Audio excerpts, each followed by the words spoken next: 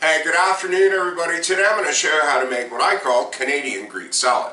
Now, the reason I call it this is I'm in Canada, and this is how it's always been made here anywhere I've been.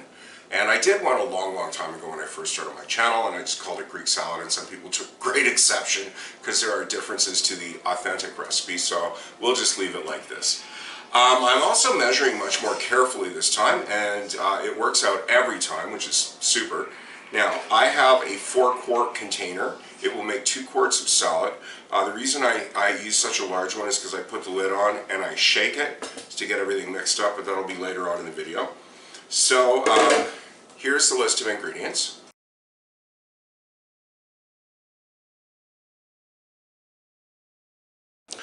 And for those of you that are paying very close attention, yes, I'm using bottled lemon juice.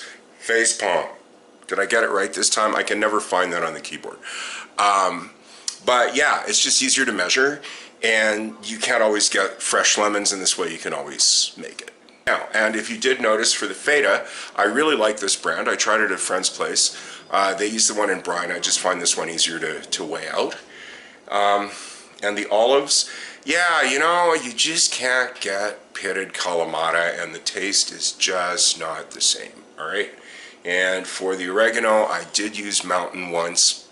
It's a lot of work, and you get those little pokey things that get in your gums, so I'm just using the normal one. Comes out fine. For the seasonings, you are going to just have to loosely measure. I recommend that you do either start at 2 tablespoons of oil and lemon juice, unless you're used to just making your own, and then just go with it. You can do it in whatever order you want. I usually start with the cucumber and then the onion, just because it's the least messy. Cut the ends off. Give that a good wash, quick, under the top.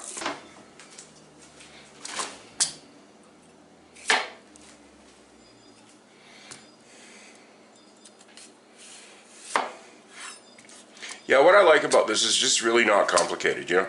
You don't have to get too fancy on the cucumber. I found just little half-moon slices is fine.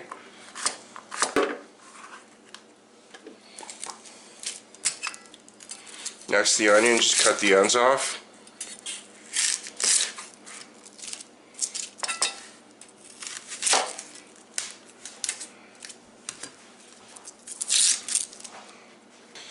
Now, for the onion, I like to cut it this way first and crossways. Now, depending how good of a grasp you've got on how large the onion is, you can either do it in halves. I like to do it in thirds, so cut from the back, and then they all just fall down like that. And repeat that for the other sections. Toss that in. This, you got to be more careful, else you're going to go all over the counter. I've done that before. As you can tell, I've made this a few times, eh? Now, these tomatoes are the trickiest, usually in the winter, because I do like to have this a lot. I will get Roma tomatoes, but these ones are so nice in the summer, it's worth the extra mess. I just keep a paper towel on hand to wipe off the counter. So give them a quick wash. Just the ends off quick like that. Yeah, these I don't fuss with too much. Just give them a quick quarter, and then a brief slice. You got to realize with all the stuff shaking around in the container, and the fact that this actually gets better over several days, that's what I love about this. It's just, I mean, you can eat it right away. You leave it overnight, it's awesome. You eat it 3 days later, it's even better. And yeah, so it's good for lunch every day, and it's kind of balanced nutrition too. Again, the sloppy warning.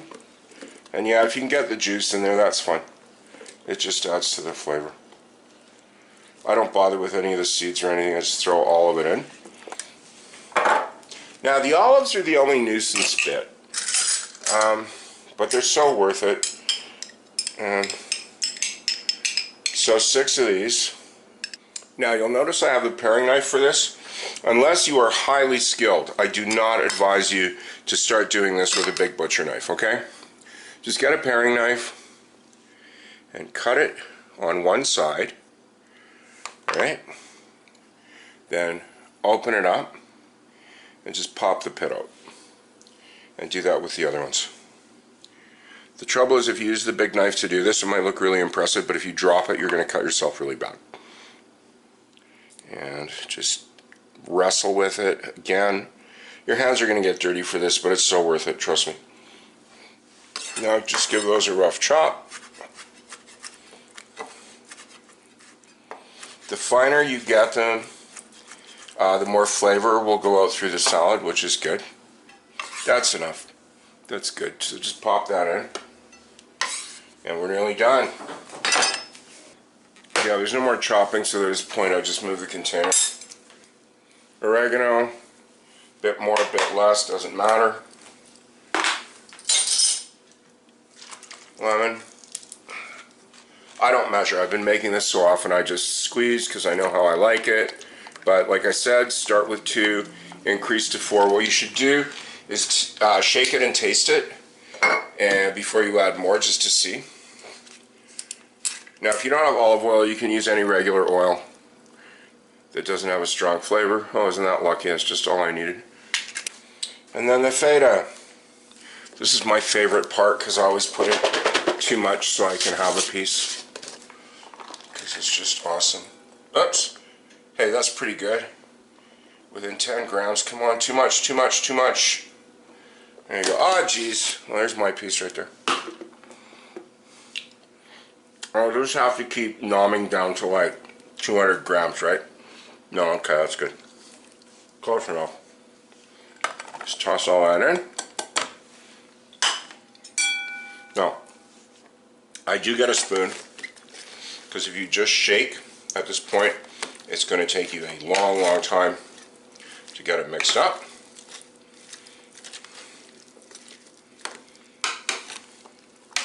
So kind of dig in from the bottom and just pick up some and bring it to the top. That's all you have to do to get a really good mix. Mixed enough that once you do that,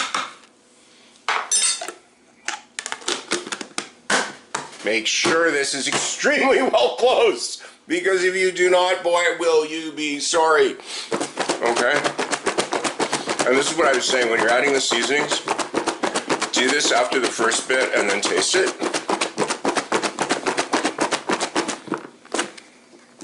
The nice part about the lemon and the oil is you can see it start to make its own dressing right away.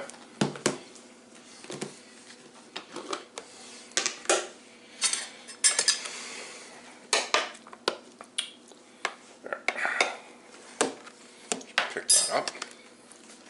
And that I'm going to put into the fridge and let it rest overnight. And that is how I make Canadian Greek salad. Thank you for watching. Hope to see you again. If you like my stuff, subscribe.